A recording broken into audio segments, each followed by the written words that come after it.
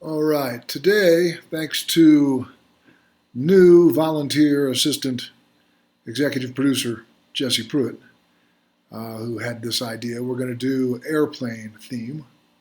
So I'll be the plane itself, flapping my wings like an idiot, and I'll be a steward passing out, peanuts and whatnot. And I'm going to do the not air traffic control, but the people on the runway. And I'm going to do baggage handling, putting the bag and throwing it into a thingamajigger. And we're going to listen to the Chop Shop. I was listening to an interview with Judge Joe Stevens. I want to finish it up anyway. And I don't think it's copyrighted, so it shouldn't get flagged. And it was a really interesting interview so far. So let's give it a listen. Michigan, yes, they're seen as patriots. There is an inherent racism in this country that, if you look back in history, all the way back to slavery wasn't a decision where a slave master woke up one day and said, "I'm just tired of owning slaves." Slaves got tired of being slaves, and talking wasn't enough. Everybody has a breaking point. When you watch Kaepernick kneel and you watch the movement of Black Lives Matter, and out of their mouths they say Black Lives Matter. We stand for equality for people of color. We stand for African American men to stop being killed by police. That's our airplane itself. The response to that was, well, white lives matter too, and so do blue lives. Well, white lives and blue lives aren't dying at disproportionate rates like African American men are. So, it's like anything else. Like, my success doesn't mean your failure. My speaking out for my plight doesn't mean your life is insignificant. We know your life is significant because nobody's taking your life on the side of the street for no reason. I heard a quote the other day that, racism sure is on the rise. No, racism isn't on the rise. Racism is being filmed now. And thank God for camera phones.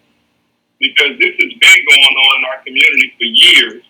It's only come to the forefront. At first with Rodney King was an old school camcorder. Now it seems like there's 2 or 3 incidents a year. And the reason why is because of camera phones. The stuff I was telling you about as a kid, the stuff I would tell my coach about, the stuff I would tell my white friends about, and I would get it, and it's not that bad. It's an insult. It's the highest form of privilege because you're so privileged that you're going to tell me what my experience is, and I'm living it. Yes. But there has to be a level of empathy. There has to be a level of conversation. I don't advocate violence. I'm a judge. I'm an elected official. But the Bible says an eye for an eye.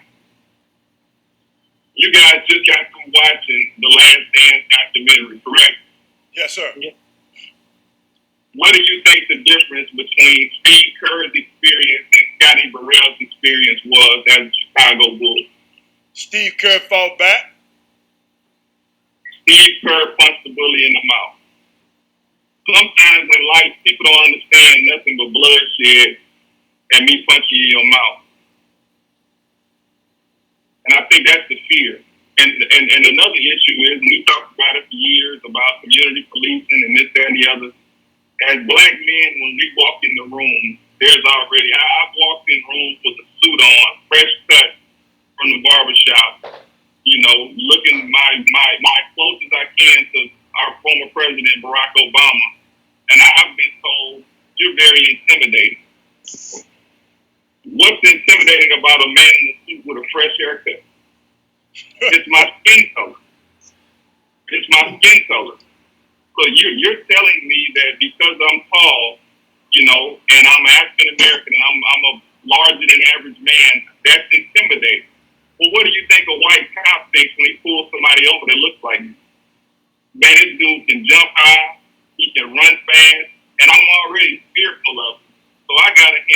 extra turn. He's 6'7", he's 6'7", 240. He can handle a knee on his neck for 9 minutes. He's super Negro. Look how big he is. And I would tell people all the time when I see people at the country club about to play golf and they slap you on the back, hey man, damn, you hit me kind of hard, man. Look, my nerve endings feel the same as yours. Just because I'm big don't mean I can take more. So I know I said a mouthful, man. I'm gonna be quiet and let you guys. No, that was good, Joe. No, we got you on here to get your thoughts on it. And so now, can you explain or do you share to dive into the process of the legal process and how what do you expect to happen or to transpire over the next couple of weeks as far as the other 3 officers that were involved in the Minnesota? I think they'll be brought up on charges. I think that the third degree murder, the depraved part murder, is a bar that I think a prosecutor can achieve. First degree murder is a tougher standard, right? You have to prove malice of forethought. So one would have to prove that he acted with premeditation and deliberation when he was on his neck. Now, you and I, from what we saw, I think that, from what I saw, I would want first degree murder, but I just don't know if the jury is going to go for it. But I do know that a good prosecutor, a decent prosecutor, can prove that he acted with reckless wanton abandon for human life. And that's, I think, it's 25 years. And I think every man that was there, standing and kneeling on Mr. Lloyd, should be charged and convicted of third-degree murder. I'm of the hopes that they can get his civil rights were violated as well, and maybe give them some more time. But beyond that, we're going to go moving the luggage. I hope this is the last time we have to have this conversation in this country. In November, we need everybody to stand up. I'm so encouraged when I do see these protests that it's not just us out there. There is a multicultural movement going on in this country right now of whites, blacks, Asians, browns, standing side by side. I'm telling you, man, I'm so inspired by Generation X. I'm so inspired because that's who I see out there on skateboards and these kids standing up for what they believe in, right, shoulder to shoulder with kids of different races. And I hope that's my kids' existence. I don't have any sons, and I always wanted one. But when I see what I've seen for the last 2 years, I'm almost happy I don't have a son. It's enough just for me to endure. I hate to have this on a young man that I was a father to. But I'm tired of hurting y'all. I'm tired of watching men that look like me. George played basketball at Fondy. How do you know him? Yeah. I don't know him. I know of him. Recreation. Hey, Joe, you know what's so unique, Joe? I wanted to share this with you because you talked about the multitude of people. Joe, I have never seen, in all the other the murders that's happened, Trayvon Martin and Eric Garner and all of these. Joe, did you see what's going on in Germany, in New Zealand, yeah, in London, all over the world? These people are protesting what's happening in America. America is on watch right now. They on a grand stage. And Joe, you just said something that really touched me. Last night, I get a call. My son have to live in Lower Manhattan. Last night, I just get a text. Man, I'm all right. I done made it home. Man, but it's a car blew up right near me. Can you imagine how I felt? I felt like hopeless. A car blew up not far from him. He was just walking back to his place. There's a lot in this country, and God forgive me if I'm saying nothing I shouldn't, but I'm angry and I'm doing the best I can to stay politically correct.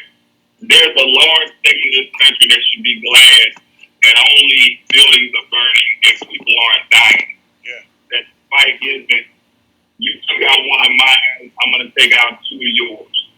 I don't ever want somebody of another persuasion to wake up with the pain I have to wake up to. And not only the pain, even worse, the fear that I have to wake up to every day, knowing that people that look like me are dying. I could have been George Lord. We got the same side. Yeah.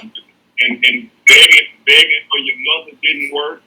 Sir, please get off my neck didn't work. Man, I just cavalier hands. And guess what? George Zimmerman is still walking around free. Yes, sir. Don't if somebody would have videoed the George Zimmerman Trayvon Martin encounter, you would have found the same thing. Zimmerman was the aggressor. You just didn't have a video. He got away with it because guess what? Trayvon wasn't around until he thought of the story. And I want to share something with you too, Joe.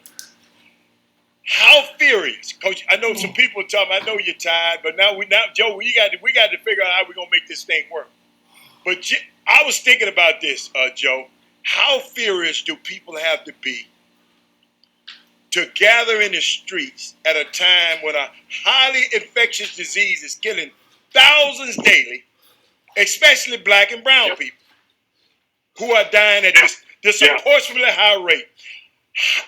How pretty damn furious that these people, some with no mask, some with dude, is something going on in this country right now, and I just want to capitalize. Coach Joe, I just don't want this to be a moment. I want it to be a movement. I don't think it is. And hold on, and the difference in a moment and a movement is sacrifice. The first thing we got to do is get Trump out of office, man. In November, we need to go to the polls in unbelievable fashion to get this guy out of the country, out of office. And then we've got to do the same thing around the country to those that support this guy. I'm at the point that you can't support Trump and support me. You got to make a choice. Oh. And that's at the detriment of a re-election. If somebody out there supports me with a vote, you can't support him and support me, man. You got to make a decision because it's what he stands for. Peanuts is and shit. The total opposite of who I am. And I just believe in my heart if he had it his way, he'd have me on the other side of that wall he wants to build. And I think Make America Great Again is cold. And you know what it's code for. Just substitute great for a word that starts with W and ends with E. Joe, stop. Joe, did you hear? Joe, put a pin right where you just said. Make America great again, right? Did you hear what he said about the MAGA people? He said the MAGA, check this out. Watch these words, Jay. The MAGA love the African Americans. The MAGA loves the Africans. The MAGA look out for the Joe, so what that mean? Make America great ain't got nothing to do with, because you're not a part of it. Hold up. If I got to explain to you that I like you, that means you're not a part of me. So, to all you black folks out there who vote for him, you're not part of MAGA. He just said. The MAGA is white. He said this yesterday. Do you remember when during this campaign there would be some blacks in the crowd and he had to sign black to Trump? And he said, look at my blacks over there. Look at my little blacks over there. I got my blacks there. Can you imagine that Barack Obama had a section of whites when he was on the podium, and he said, "Look at my whites over there. I got a bunch of whites. They support. What do you have to lose? What do you have to lose? Come on, look at my look, man. Look, man. Bottom line, we got to draw a line in the sand, and it's time to stand for what we believe in, and don't accept anything less. And if you got to go out on your heels, so be it. That's what we at in the country right now." So now with the country, the elections are coming up, and a lot of people who may be anti the bigger picture right now for their vote, and there are people out there trying to discourage people, saying because of the electoral college and what the role it plays in electing the president. But the actual person, do you care to elaborate on what that vote or that potential vote could mean on the local level? Moving forward. Well, first and foremost, a no vote is a vote for Trump. There is a very racist, predatory, exclusionary movement going on in Texas right now. Texas is one of few states that this election cycle banned no straight party voting. So you can no longer go to the polls and check Democrats and get every Democrat from the president all the way down to your state representatives. You can't do that anymore. So I want to encourage everybody that's out there listening, you've got to go down your ballot and check everybody that you want to vote for. Typically Democrats share Democratic values. And so whereas before you might have checked Democrats, you've got to go. I would almost encourage you to start at the bottom of your ballot on the last page and work your way up. Because the things that are going to make the most difference in your life are your local politics, like your mayor, right? We got a good mayor. Harris County is blue, right? We're blue. So why would you vote in the presidential race and not go all the way down ballot to get Harris County blue? You want to start with your Harris County race and then work your way up to your national election. And I would just encourage everybody to don't do the no vote thing. Look, Joe Biden was Barack Obama's vice president. Don't lose sight of that. Thank you. Despite what he says, look, he's an earshot from Barack Obama. Barack will have Joe Biden here. Yes. Do you think Barack Obama has a better chance of talking to Joe Biden or to Donald Trump? And furthermore, which one of those guys would listen? Moving back towards the ideologies of a person like Joe Biden is moving us back closer to a Barack Obama type president, and not this chaos that we're seeing now. I've never seen the country in more of a chaotic state than right now. The lies, the propaganda. Before 3 years ago, I never heard of fake news. Now all of a sudden, every news is fake. Every news is fake now. Everything is fake. And it's not, come on, y'all. It wasn't fake when Barack Obama was president. Yeah. You know what's so unique, Joe? Thank you. Maybe, like some people say, it sounds different when it comes from your ears. I said the same thing earlier in the show, that people just got these ballots, these local ballots, these local elections affect our lives. Think about it, Joe. And I was trying to explain to them. Switching which leg the prosecutor goes that did not want to charge Derek Coburn or none of these guys who pussyfooting around with it up there. The governor had to come in and say, "Oh man, get out the way. Let me bring Keith Ellison in. Get out the way." Yeah. So guess what? What if Ahmaud Avery? She look, man. The only reason Ahmaud Avery and the Mike got arrested was because the video surfaced. That happened back in February. Yes, sir. Yes. We just heard about it in May because the video got leaked. They were gonna sweep that under the rug, and another black man was gonna be dead. And then the first thing they try to do, and the same thing they try to do with Brother Lloyd, they wanna criminalize him. Oh, well, he trying to pass a fake $20 bill. Criminal is the new word for black. And if you're a criminal, you know what that means? Let's go get a criminal. So that's the brush they try to paint you with. cold-blooded murder, then they start with the narrative of everything you did in life since you were 3 years old and try to make you look like this bad guy so this white guy can get off for killing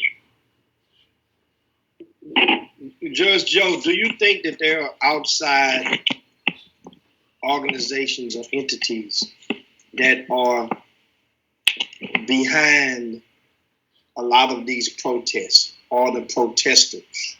No, man. No. I think you do have some stuff like that's questionable, like the stack of bricks on the side of the street. Kind of like, what is that about? But by and large, man, it's people like myself out there protesting. There's people out there. Now, you may have a few. I'd say 95% of the crowds you see are just people that are out there wanting to see changes. I don't. You get the little style bites. I saw the thing where the Caucasian ladies were spray painting walls.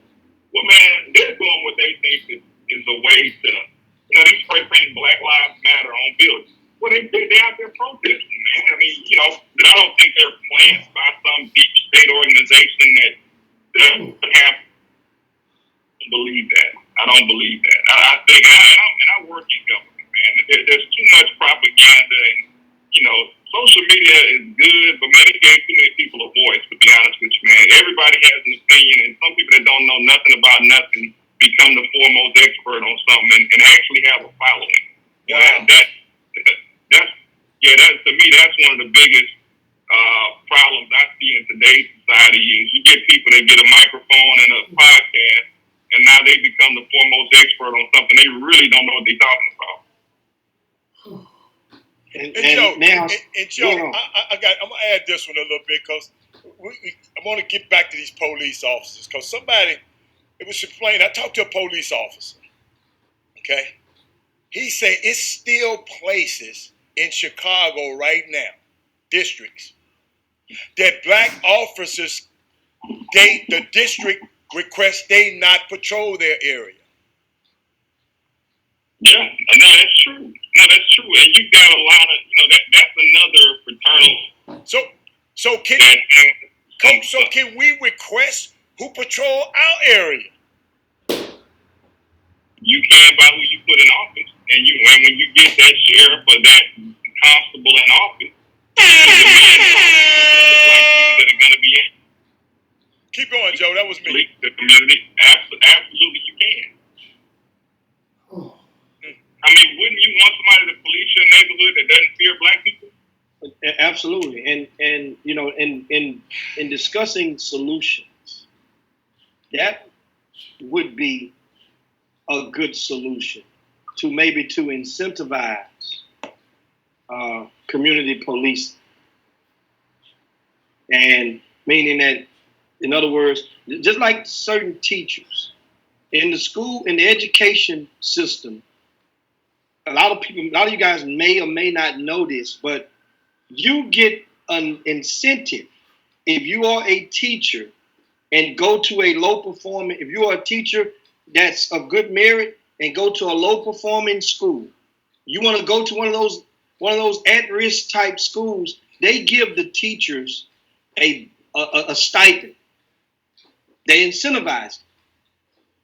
So what are your thoughts if they incentivize, like you mentioned about community policing? I mean, that the guys that as police patrolling their neighborhoods, don't you think that the brutality, the balance of it would shrink a great deal? I think Houston is a good example of that. I think Houston Sheriff's Department, when you go to Northeast Houston, which is a part of my precinct, you got a lot of good Officer Groves. You got a lot of good guys out there that know that. All right. It's a pretty good one. Low impact, decent little sheen going. It's cooler in the city than it was a couple days ago. I'll be sweating a lot harder. That's a pretty good workout. Don't forget, stick with it even a couple minutes a day. You can go slower if you need to. You can go faster if you can. Longer if you can. Less time if you need to. I really, truly believe that even 5 minutes a day, if you stick with it, really adds up, makes a difference over time, and keeps you healthier and happier. Thanks for watching.